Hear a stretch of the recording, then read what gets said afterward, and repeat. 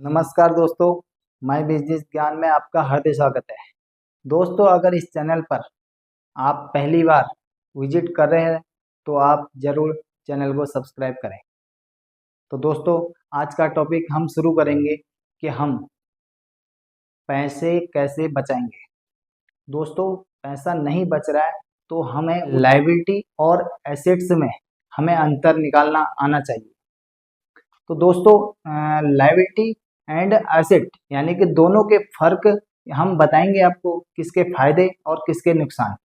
तो दोस्तों, अगर मैं कहूं आपके लिए लायबिलिटी में क्या क्या चीजें आती हैं, तो लायबिलिटी की अगर बात करते हैं दोस्तों, तो लायबिलिटी में मोबाइल फोन, आप जिस फोन को यूज कर रहे हैं ये एक लायबिलिटी है और ये बहुत बड़ी लायबिलिटी है। मैं समझता हूं जब तक आप इस फोन से कुछ पैसे नहीं कमाते हैं और आपके लिए कोई ये काम का नहीं है, अगर आपने जबरदस्ती का, मैं समझता हूँ 1 लाख 1.5 लाख 50,000 का अगर आपने फोन रखा है तो ये एक लायबिलिटी ही है। तो आप इस चीज को समझें।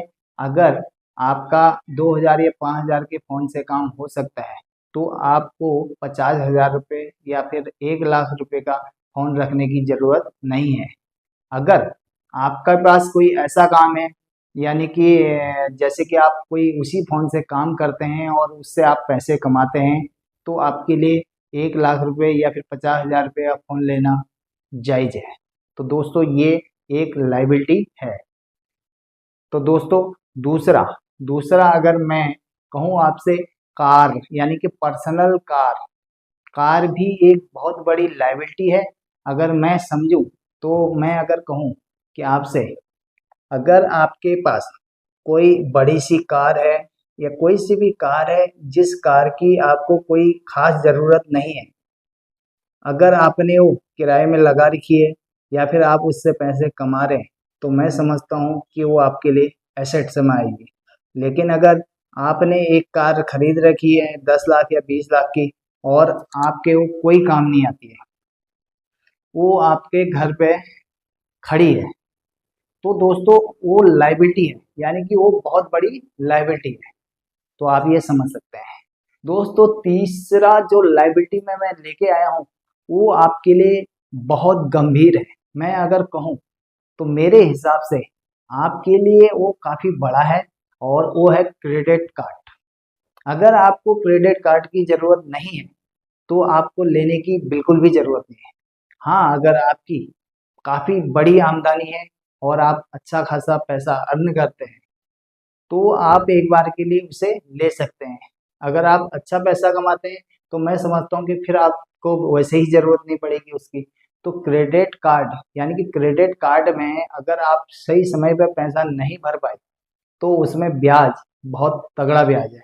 तो यानी कि अगर लायबिलिटी में हम उस चीज को लें तो वो सबसे बड़ी लायबिलिटी है जो आपको बर्बाद करने में लगी हुई है। इसमें मैं किसी क्रेडिट कार्ड कंपनी के बारे में बुराई नहीं करना चाहता हूँ।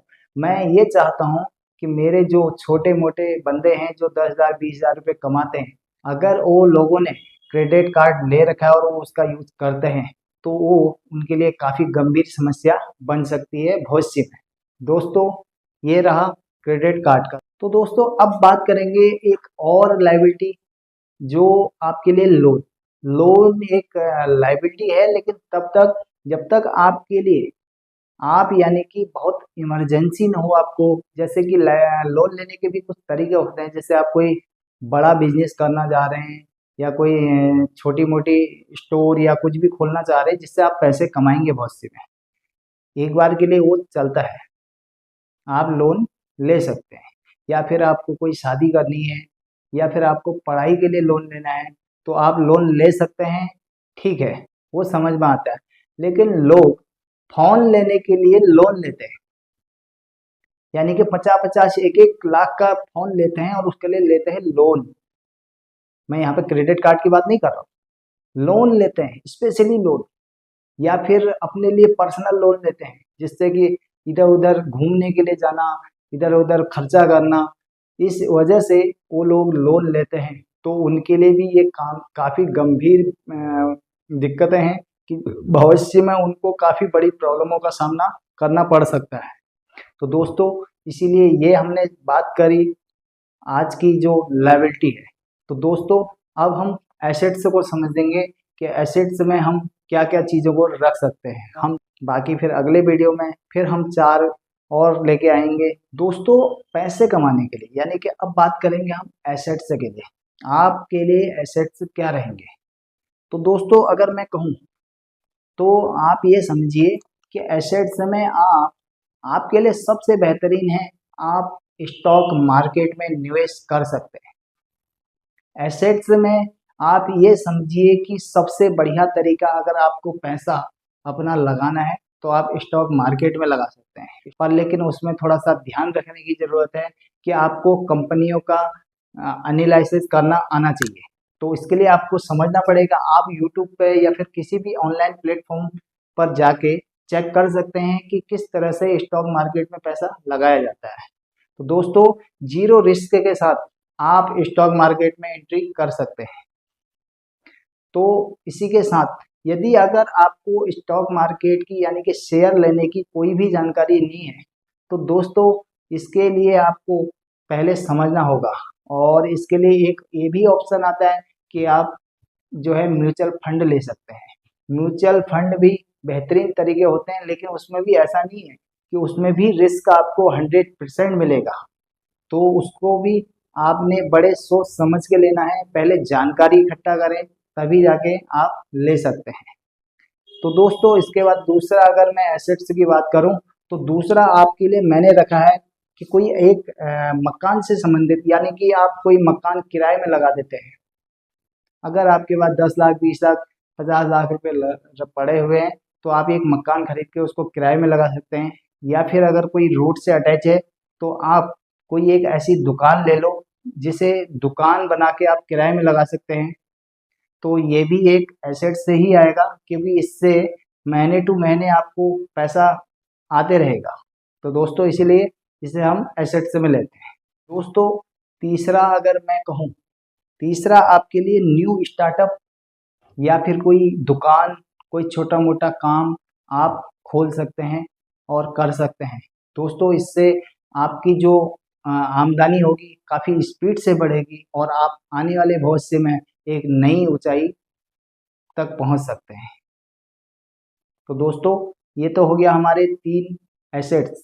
तीसरा अगर मैं कहूँ तो इसमें मैं आपके लिए लेके आया हूँ, आप अगर निवेश कर सकते हैं तो गोल्ड या सिल्वर में आप निवेश कर सकते हैं।